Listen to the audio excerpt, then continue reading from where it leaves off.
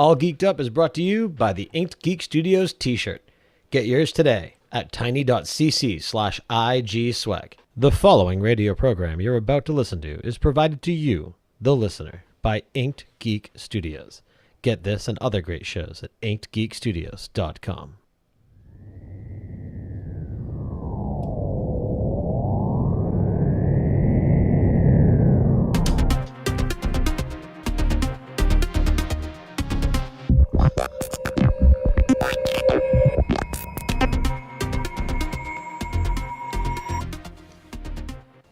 Good evening, everybody, and welcome to episode 4 of All Geeked Up. I am your host, Nate, and I am joined by Brandon. Brandon, how's it going? Hey, I'm here. You are. I'm glad you're here. I think Hugo needs a black t-shirt. He doesn't fit in. No, we are kind of thematic, aren't we? Yeah, come on. Get dark, Hugo. Also, Hugo's here, our in-house producer and sound guy. Give us a Disney character. Oh, boy! Now give us Pepe Le Pew. Now give us Foghorn Leghorn.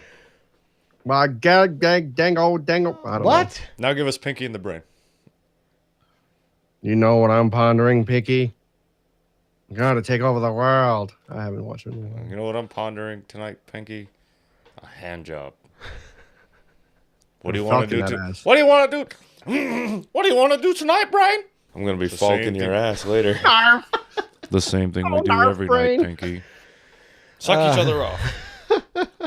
Hey, what's new in the world of geeks? Because I have been in a work coma all week and I have no idea. Yeah, no, so there's been some cool patches for some games. We have a new Overwatch event that started on Tuesday.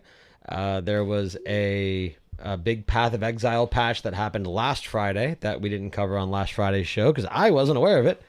And we have a big patch for No Man's Sky that came out earlier today. That's exciting. Which is really, really awesome. Maybe that will prompt me to actually buy it. Path of Exile I have because it's free. Have I ever played it? No. And then I threw together some more Warhammer minis. You just presented me with an awesome Reaper Lego minifigure. And I spent all day yesterday at the aquarium in Boston with my daughter. Very cool. So, did you see any sharks? We did. Did you see turtles? We did. What else did you see? We touched a stingray. Wow. Yeah. And you survived. I like turtles. I like turtles. I like turtles. That's call and response every time. You can't stop it. Yeah. So we did that, and then there was a really cool little indie country musician playing acoustic music out in Faneuil Hall. So we sat and hung out and watched that because he sang Wagon Wheel, and Lizzie loves that song. Was his guitar case open, waiting for money? Yes. Did you? Yes. Lizzie gave him $1. Liar. I wouldn't have given him $1. Well, it's because he did a cover of Wagon Wheel, and that's Lizzie's favorite song. So she was really happy. Give us $1 at patreon.com/. Our virtual guitar case is open. Right. We'll take some bits. Yeah, that'd be a really cool thing for like a tip cup, like a virtual guitar case. Right. Virtual mic case. Yeah. Why don't we have spinning a tip cup? virtual gift case? Because I'm not going to clutter the live video feed with a tip cup. I mean, that's cool for the game streaming, but I'm not going to clutter the podcast video with that. So, yeah, let's start with the Path of Exile patch that happened last week. Sure. So Path of Exile got a brand new patch. It changed a lot of the game features that brought it up to speed with Diablo 3. So it's still keeping the trueness of Diablo 2, which is why a lot of people prefer Path of Exile over Diablo 3 because it feels more like the true successor to Diablo 2. But how so? Like, what is really all that different between 2 and 3? Because I've played both over Between my Diablo years. 2 and Diablo 3, Yeah. Diablo 2 is a lot less forgiving. Diablo 2 is a lot more, it's a lot grindier. There's more consequence in the building. You can't, I mean, within the last couple of years, because Diablo 2 is still being patched, within the last couple of years, there was things that were changed with Diablo 2, like you could respec your characters, things like of that nature. The gameplay was just a little bit different. It's a lot more straightforward with Diablo 3. So, let's focus on that for a second. So with Diablo 3, Season 11 just started a couple weeks ago. All three of us here have played it a little bit. And all three of us here, 2 of us have died a little bit. Hugo. a little bit. So with Diablo 3, and as you know, so again, we play seasonal mode, and I got you guys playing hardcore. So with Diablo 3, you have your set. Nice, there you go. You have your set amount of Abilities. It's very, very linear. You have maybe like 5 abilities per button, which you can, go into elective mode, but we won't go into all that. But you have about 5 abilities per button, and then you can customize them. And typically with Diablo 3, there's one build that's on top. With Demon Hunter, usually it's Shadow build. Occasionally it's Marauders, but typically it's Shadow. With Wizard, it can be like the Firebrand set. With Necromancer, it this season, because the Necromancer is new, with Necromancer this season, it is the Corpse Lance set. So there's always the one set that's on top.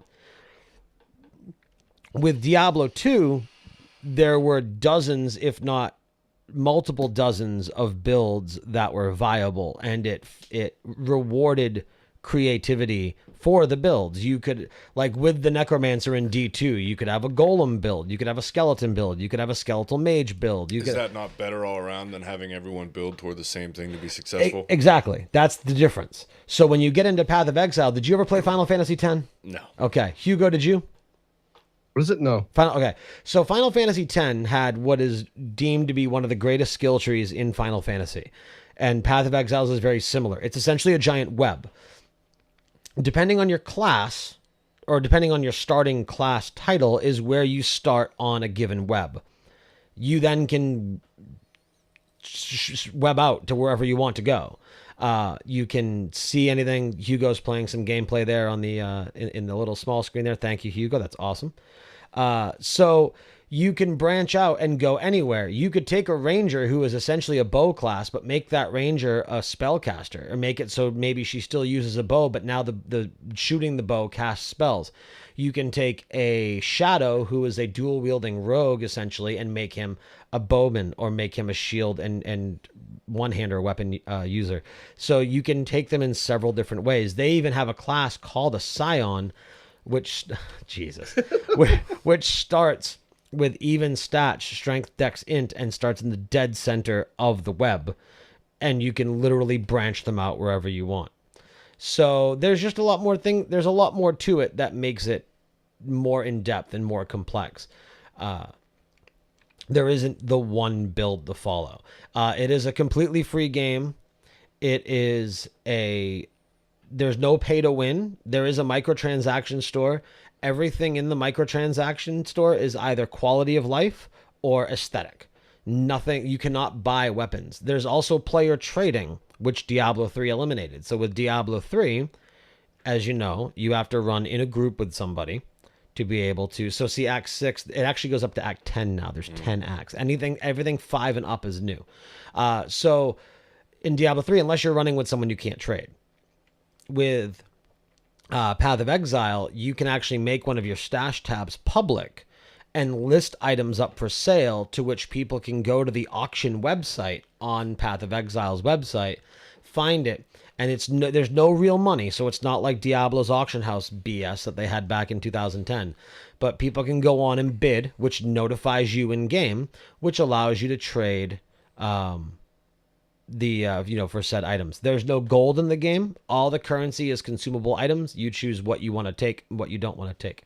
I like that little bit there of Path of Exile slaying Diablo 3. I assume the control scheme is basically cloned of Diablo. It is exactly identical for the most part. So in Diablo, where you have QWERT or QWER as your abilities, and then T as your town portal, in this it's I'm sorry. You have 1, 2, 3, 4. Yep. Right. In Path of Exile, it's QWER T. And then... But regardless, with the Razer mouse, you can still map it to the buttons. Exactly. Yeah. And you can change the key maps as well. Right. You don't... there is no, you have some abilities that regain your primary resource. You have some that get rid of it. It's health and mana, just like Diablo 2. You have mana potions and health potions. They did eliminate that stupid thing where, you have to pick up potions. The potions are infinite with an asterisk, and that asterisk is as you use them, it consumes them, and as you kill things, it refills them. It's a very cool mechanic. I like it. Now, the reason that I stayed away from Path of Exile, and one of the things that this patch on a week ago today changed, is you no longer have to do the standard 90s early aughts ARPG gameplay. Path of Exile was, you play through, because it was 4 acts up until Friday. You play Act 1 through 4 on normal, start over again, 1 through 4 on hard, start over again, 1 through 4 on nightmare, and then you have your end game. They got rid of all that.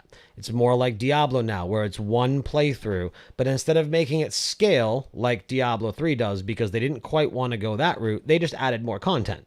So now you don't have to play through it multiple times. There's no scaled difficulty in the leveling process. It's level 1 to 100, acts 1 through 10, and then you get up there, and then there's end game. And the end game is maps, which function kind of like rifts.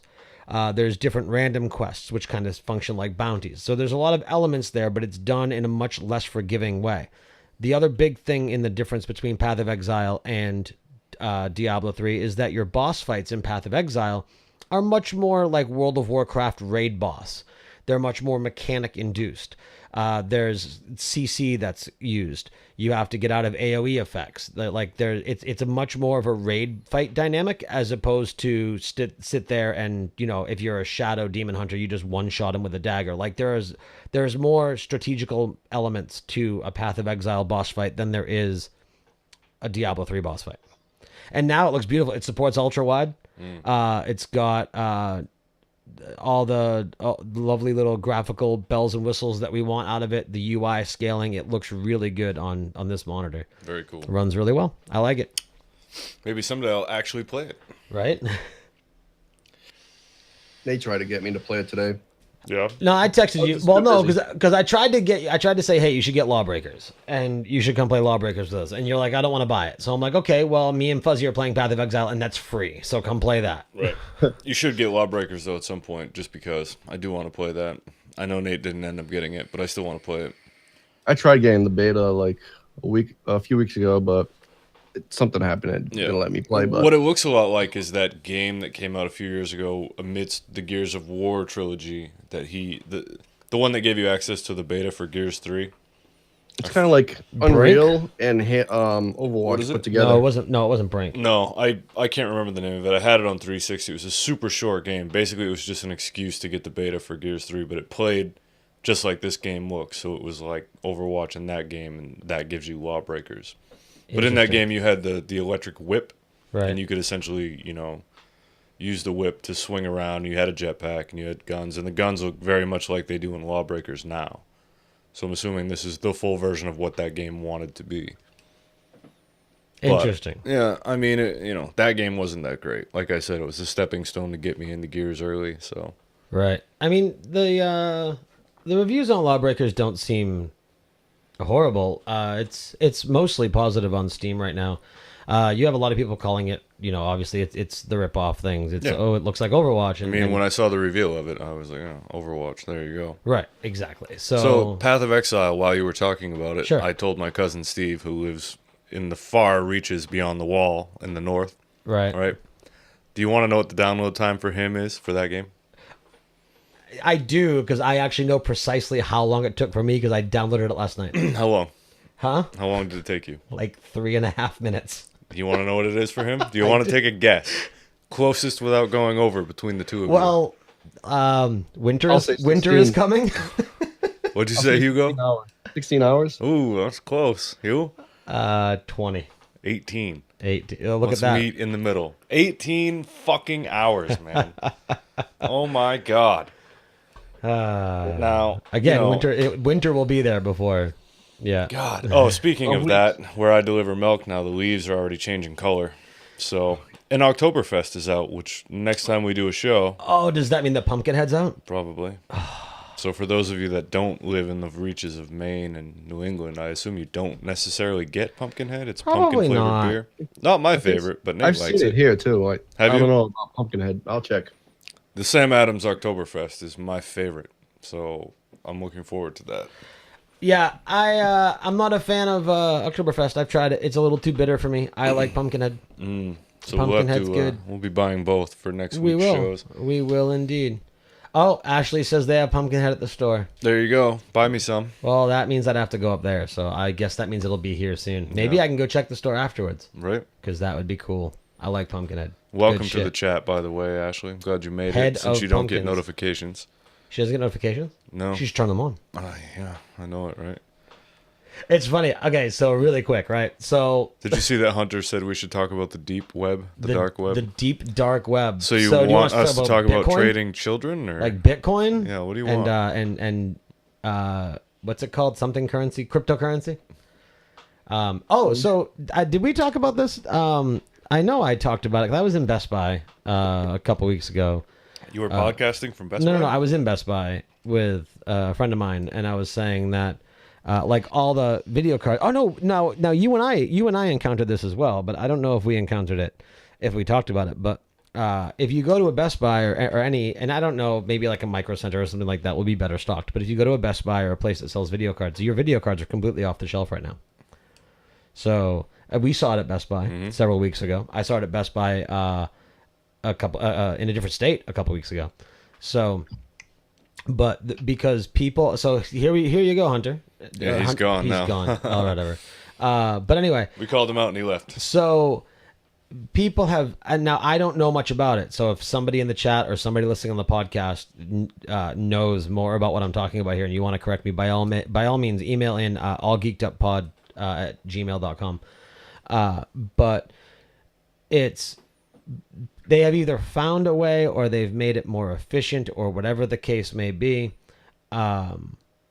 that you use the GPUs to farm Bitcoin, and Bitcoins are like $2,400-$2,500 a coin right now. Yep. And it takes forever for those things to mine right them. So people are building just crypto coin mining machines. Yep. Out of like walls of video cards. Yep. So they're just sold out everywhere. I think that was you and I that talked about that. No, I knew we talked about it, but I don't. But no, yeah. So it's crazy. So if you want a nice 1080 or 1080 Ti right now, good luck. Yeah, but see, that's the thing, though, right? You even mentioned it: Bitcoin, crypto coin. There's all these different facets of coin out there now, virtual coin. And there's a new one that just kind of emerged. Bitcoin Cash. Right. So how do they expect that they're going to hold value over time when it's a fucking imagined value anyway? Like you buy a Bitcoin and then you piecemeal it out if you want to buy things. It's fucking crazy. Isn't all currency an imagined value? It is, but it's only worth what we assign it. It's the same thing as like, universal standard. If you're going to keep making new ones, it's just like Civil War era America. You had each state had its own currency. Right. It wasn't until we unified that we actually had a standard currency. So it's hard to assign value to something that's different everywhere you go. Right. Did you hear the recent article? I say recent, I think this might have been last week, but the recent article about, is it Venezuela? The Venezuelan currency is now worth less than WoW gold. Are you fucking kidding? So, yeah, I heard about that. Yeah. So, and I don't have the numbers here in front of me. If you want to look up the article and get me the exact numbers, that's fine. Thank you. But yeah, so the amount of, it's like, again, Hugo will get the numbers, but it's a ridiculous amount. And I don't even remember I don't remember what it's called, the currency. I think it's called the Bolivar. I think it's a Bolivar. So a Venezuelan Bolivar is worth some odd something per dollar. Doesn't that sound like that should be Bolivian money? It's named after some guy. I'm sure it is, but it's Thank you, sir. Still. The Venezuelan Bolivar. Okay, so yeah, so multiply that. So it's one. Now this might have gone back up. I don't know. So it's 0.099. So if I were to do, what's the math here? It's like 100 of them. So yeah, so you. Mm-hmm. Oh, okay. So it has gone back up then. It says it's getting. Anyway, so at one point in time last week, Hugo, maybe you can find the exact article, but it took less WoW gold to equal the. Just do Venice less than WoW gold. There we go, right there. So you see there, there you go. Look at Hugo being the producer, dude. I like it. Scroll down a little bit. Thank you. So we got inflation in Venezuela's crisis-racked economy has become so bad that the country's official currency, the Bolivar, is now worth less than fake gold used in Azeroth, the setting of the popular online role-playing game World of Warcraft. Dollar Today, a website that tracks the black market rate of the Venezuelan currency, puts the exchange rate at about 10,987 bolivars per dollar. as of Friday morning. In comparison, the current gold price of a World of Warcraft token is about 7,288 gold per dollar. Well, I guess Venezuelans should move to Azeroth then. There's your next expansion. Oh my god, Venezuela's in Azeroth. So you mentioned math a second ago, and then we never followed through. Cal State, taking bold moves, is removing math from their repertoire. I heard that. Yeah. Now, I've been to college 3 times. What can I not do? Math. So, I understand that in college, they want to push as many people through and have as much tuition as they can. So, and we're just gradually getting stupider. So why should we have to do math? But I can't do math anyway. Had that been the case when I was in school, oh my God, wouldn't I be successful? All right, so if I could just not have to do math, I wouldn't have to push milk anymore. Right. So let's tie this a little bit here. Does this go back to something that Carlin said back in the 90s? I was hoping you would refer it back to him. Of course, when he says, pretty soon all you're going to need to graduate college is a fucking pencil. What? You got to pay? Like, you can write your name? Get the fuck out of here. Here's a degree. I mean, I watched Idiocracy again last weekend, and what a documentary. We're so heading in that direction. Le Captain Elf, Jeff, Captain I don't know. Welcome to the chat. Le Captain. It's French. It's Le Captain. He is the captain. Yeah. Yeah. Le Capitaine. El Capitan. So anyway, yeah, no, I don't know. Like, they're trying to push people out, I guess. Like, it's interesting because people are complaining about jobs. Like, there was just that big article around here, and I know it happened in California earlier this year or late last year, where they put the terminals in McDonald's. And they just put terminals in the local McDonald's here to us in South Portland. And people are complaining and be like, oh, well, I'll never go to McDonald's again and blah, blah, blah, blah, blah. But it's like, well, technology, that's what it's done. Like it happened from the newspaper to the television, radio. Technology's always changed things and it's changed jobs. Look at, farms. And then once technology progressed in farm equipment and farming itself, jobs moved to the factories. And now even with farms now, what you have now is you don't need to be in a tractor all day. They have tractors that are GPS. Yeah, they're self-driving tractors. So you just have robots just like you always knew you would. But right. Again, you're right. Things change and people have to change with it. But there are always going to be those jobs that a robot's not going to be able to do. So you have a weird influx of everyone goes to college. And now you have this great shortage of people like me who drive trucks because that's not automated yet. I don't see how they're going to have automated milk going into stores and stocking the shelves. Driving down the road, maybe. What's that? They're just going to have a cow outside. Yeah, just draining into a vat. Automated cow. Here you go. Pour it out of the machine, please. But, like, with drivers in Maine, there's a shortage of drivers right now. And just all of those professions that are manual labor, like, it's totally swung the other way. Right. So now it's not necessarily as viable to go to college because you can get a great career in a trade. Do I recommend it? No, because I'm 33 and I feel 50. It's a lot of work. By all means, work in an office, please. Thank you. You go for the cows. Don't have a cow, man. Don't have a cow. Yeah, no, I mean, so we're getting to a world, I mean, again, look at technology and look at the great things we can do. I mean, you delivering milk, me working for the post office. Excuse me. Ashley, McDonald's iced coffee is disgusting. Yeah. It tastes like water. What are you talking about? Oh. It's brown water. There's a new coffee place that we have to go to. That's not Aroma Joe's? Yeah. It's Really? like only in like not Maine. I'll have to bring you some time. Take me to not Maine and I'll try it. All right. But anyway, so yeah, no, but so like technology and whatever. I mean, look at my job. So, I mean, I work for the Postal Service, right? So I work in an area in the processing plant called automation, and it's called that appropriately because literally the sorting of letter mail is automated, so it's automation. So what's going on there is I am on a machine. Well, let's back up. So, you go back 20, 30 years ago, and obviously further back than that, the majority of your mail was hand sorted. Right. My grandfather was a mailman. And you know what's amazing is they used to have these, you see the free libraries they have now, the boxes. Right. Right. So they used to have those, right? And they'd go out really early in the morning and stock your mail.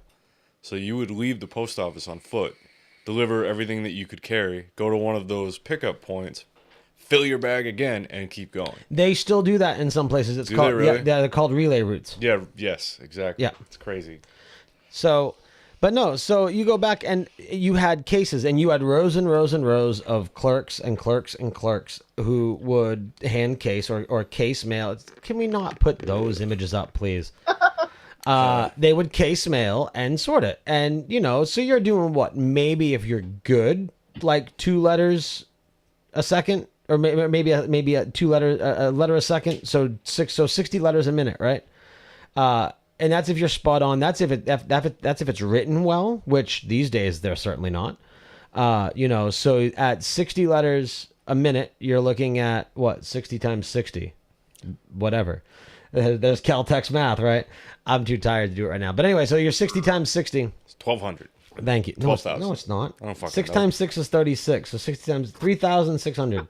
I have no idea, man. So yeah. So anyway, so 3,600. So I run a machine that can sort 40,000 pieces an hour. Mm-hmm.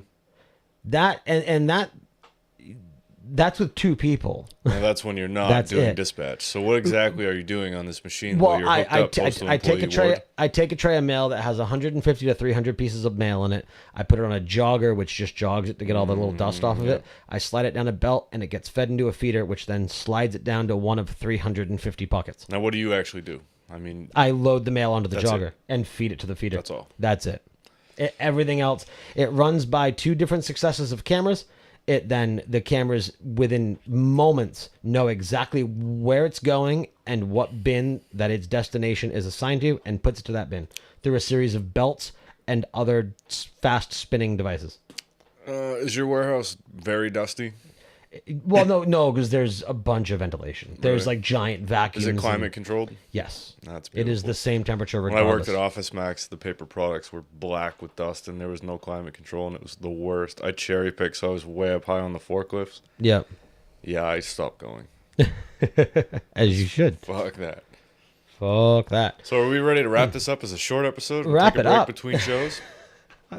We didn't even cover everything I mentioned at the top of the show yet. We went off on so many tangents. That's fine. Well, let's hit it really quick. Okay, so we'll Wrap it up and hit it, Hugo. Well, because I want to go big with No Man's Sky, but we'll definitely touch on Overwatch really quick. So Overwatch, along with getting Doomfist a couple weeks ago. Look at Hugo right there, ready to go. I like this producer thing. He's good for something. So Hugo, Overwatch. Yeah. Overwatch got. I was playing Hugo the other Overwatch night. got the 2nd annual Overwatch Summer Games event. We got a bunch of cool new skins. There's a skin for Junkrat, which is a cricket player. Reaper has a cool BMX biker skin. So you're telling me that arena from Overwatch that looks a lot like Rocket League?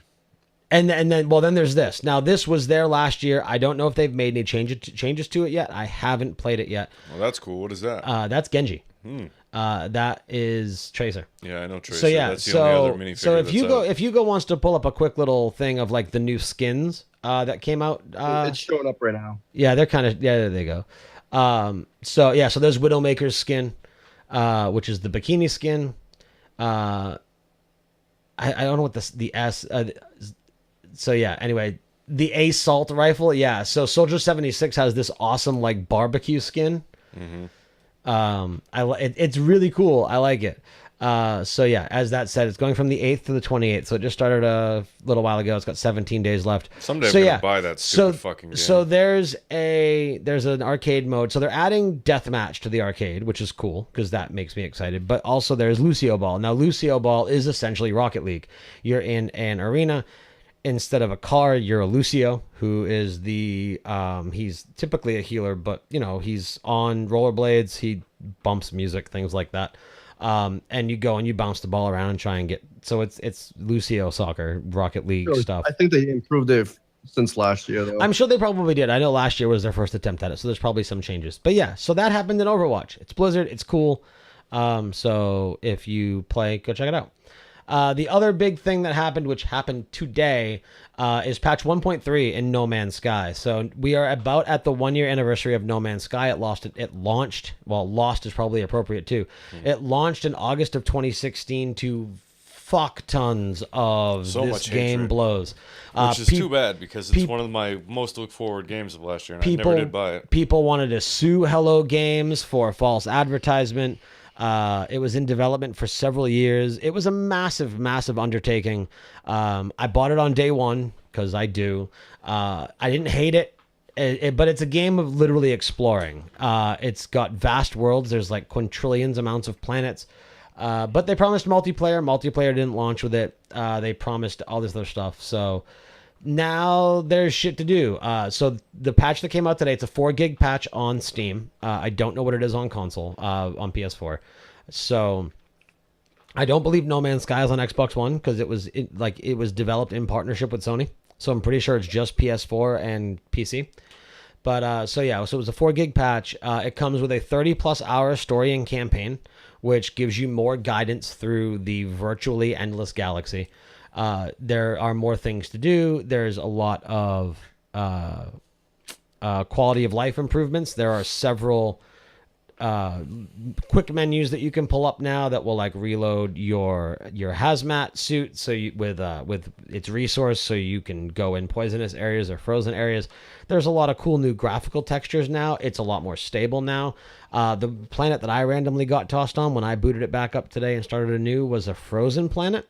So it was cool because as I was walking around, and Hugo was watching my stream when I was streaming it earlier, as you're walking around, you know how like the frost will get on your windows so you, as you're walking outside of the thermal area, so your suit's keeping you warm, the frost starts to gather outside your view. No, that's cool. And it actually distorts it and changes it.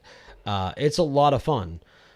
So I played it for about an hour and a half, and I had a lot more fun in that hour and a half than I had playing it ever before in the last year that it was out. I stopped at a space station. Well, now there's a campaign, right? Right. So you actually have some kind of direction instead of just correct. Fuck all. Now the campaign, it's still very much like you are a dude in an area. Right, but at least you have some direction to go in. What it is exactly the story elements. You find things, and those things tell you where to go to find the story. Like where I'm at right now, I found a downed freighter, like a freight ship that crashed, which had blueprints for hyperdrive thrusters. See, that in and of itself makes it that much better. I mean, so, well, no, because there's even more to it than blindly, that. I know, but just walking blindly, right, over and over and over, right, that's going to get old. Right, but the hyperdrive thrusters, so it's cool because there's an internal monologue narrative now. So as you discover things, your character will tell you what he was thinking. Oh, nice. Which is cool. So you find the hyperdrive blueprint, but you also realize that hyperdrive blueprint would not be for that freighter. So it must have been planted there. So now you have to go figure it out. So like there's all these little clues and all these stories that you have to unravel. And there's a bunch of hidden stories everywhere. I was on a space station for about 20 minutes and just chatted with aliens as I was learning their language. So the more I spoke to them, the more I was able to understand what they were saying because I was learning their language as I was speaking to them. So it's really cool. I like it. They dropped it in price. You can get it on PS4 or on Steam for $24 right now.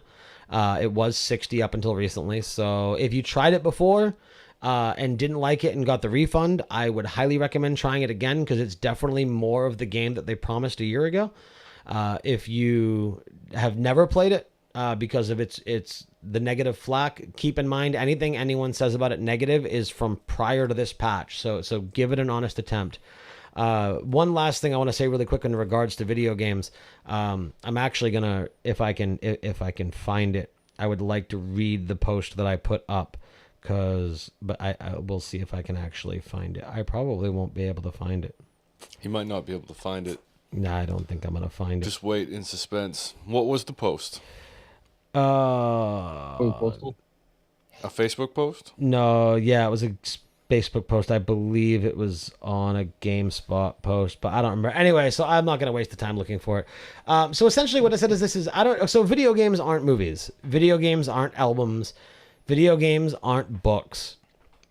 Video games in the modern world with constant connectivity are ever changing and ever evolving pieces of media. There is never a final product. There's always patched bugs. There's always balance issues. Video games aren't kittens. Thank you, Corey. But there's always patched bugs. There's always balancing issues. There's always added features. There's always all these different things. And I don't understand why people look at them as a final product, because they should never be looked at as a final product. It is always being adapted and changed. So the thing that I said in this, and I mentioned that in this post, but the thing I said in this post is, here we are a year. The developers at Hello Games got death threats. People threatened to sue them. But that's the way it goes in this world. Well, no. Let me get to my point. Death threats. They were threatened to be sued. They were like all these different things, right? Like it was one of the highest refund requested games on Steam. Yeah, millions of dollars. Right.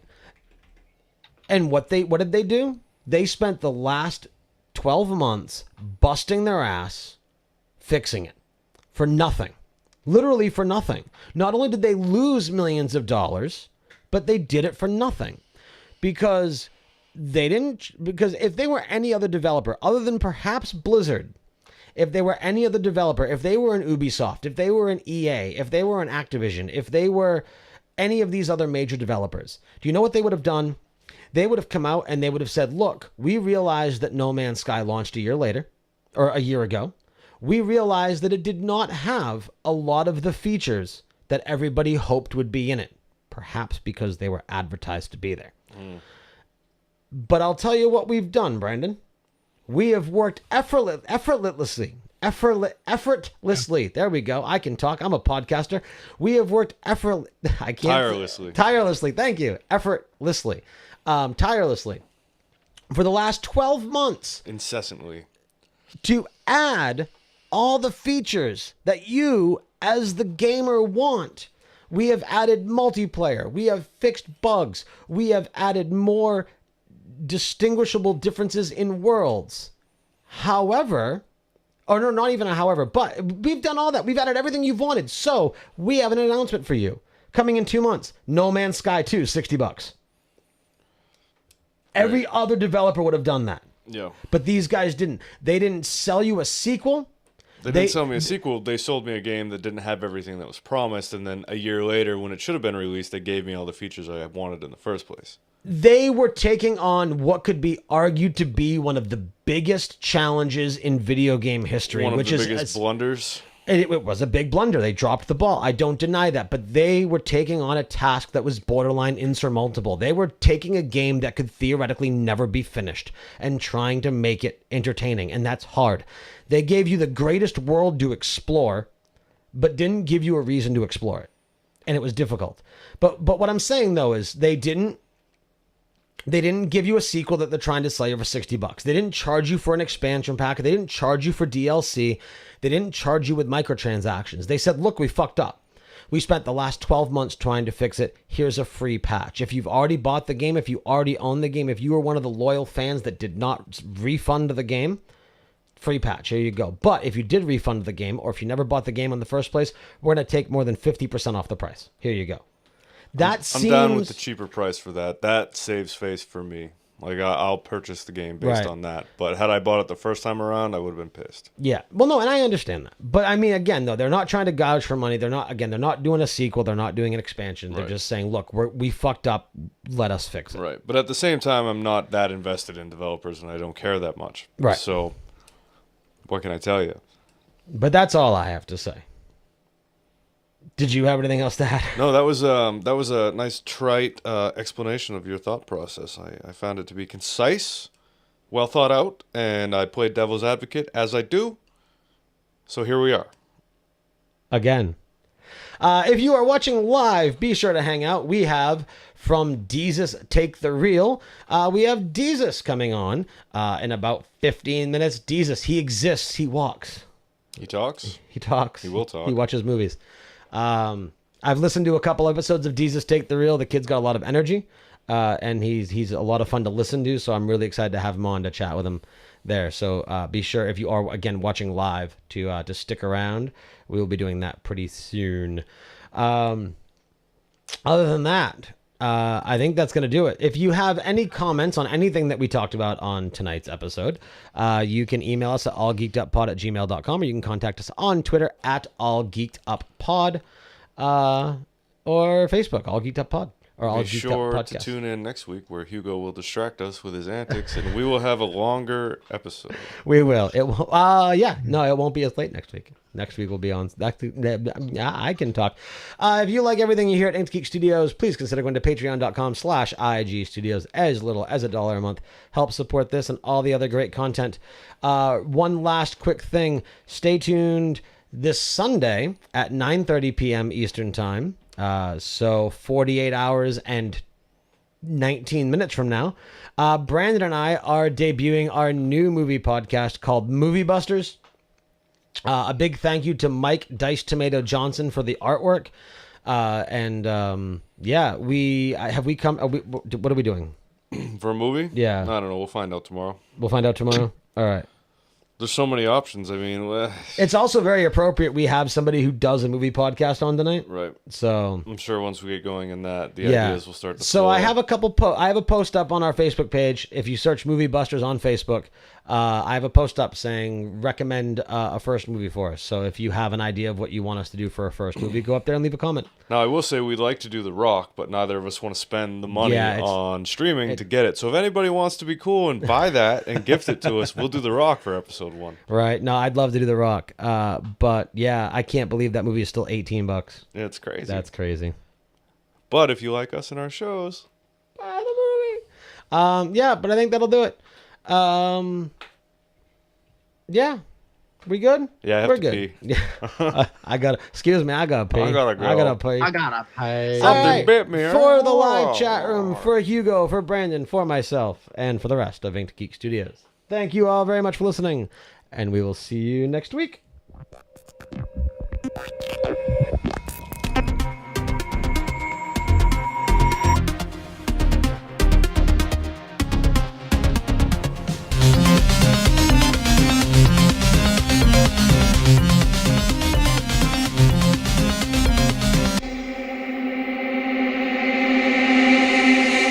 You've been listening to an Inked Geek Studios podcast. For this and other great shows, go to inkedgeekstudios.com.